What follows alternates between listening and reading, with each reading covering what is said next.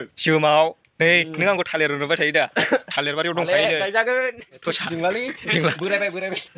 Video में आगे बढ़ने से पहले मैं आपसे रिक्वेस्ट करना चाहूंगा कि अगर आपने अभी तक इस चैनल को सब्सक्राइब नहीं किया है तो इसे जरूर सब्सक्राइब कर लीजिएगा और अगर वीडियो अच्छा लगे तो इसे शेयर जरूर कीजिएगा।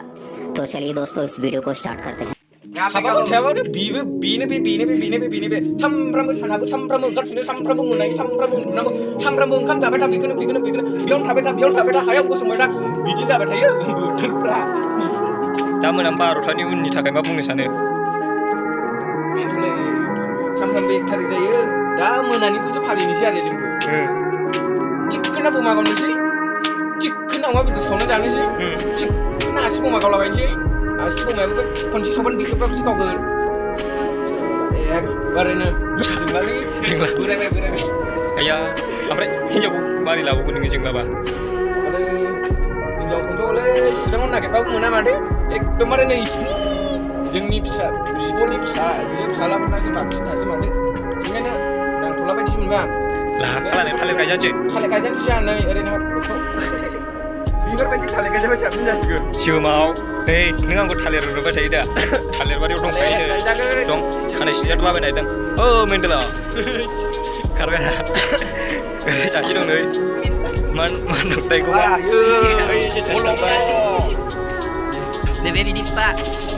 gila bini फिसाला गोजा बिसोरो बे सेखाया बिनि फिसाला गोजा सासे होनो टेक्सन हिनजाव जादों खोमा जिरायनानै दं ओरैजाय सासेया माबाफोर बुंगोन मा हेपि निउ इयार नामा एडभान्स हेपि निउ इयार ब्र गासिखौबो आंनिफ्राय हेपि निउ इयार बावहरनाय जाबाय एडभान्सआवनो आरोना बे भिडिअखौ खालामबाय गाबोनबो आगारनो हागौ नङाबा आगारनो हागौ गाबोन नङा बे भिडिअखौ दा मोनां 12ता 00 जानाय लोगो लोगो नुगोन आदसा दों ओमफ्राय 12ता दुङा गाबोनाव नुगोन बिनिखायनो बुंदों गासैखौबो एडभान्सआवनो गासिबो फोथाराव थाजो अमाया गावलाबाय जौ गोरानफ्रा लादो फैदो लोंफैदो एकबारे लोंद्रुनानै उन्दुलाबायनानै थासाला फोथाराव जिगाब थालाबायो मेरला दं दा नोंथांमोना भिडिअनि गेजेरजों बेखौ नायनोबो हागोन दा नायनो हागोन दा मोनायाव लोंसिजोबदो गाबोन फुंनिफ्राय खर' सादों होनना उन्दुना थादो लोंदो गाबोन फुङाव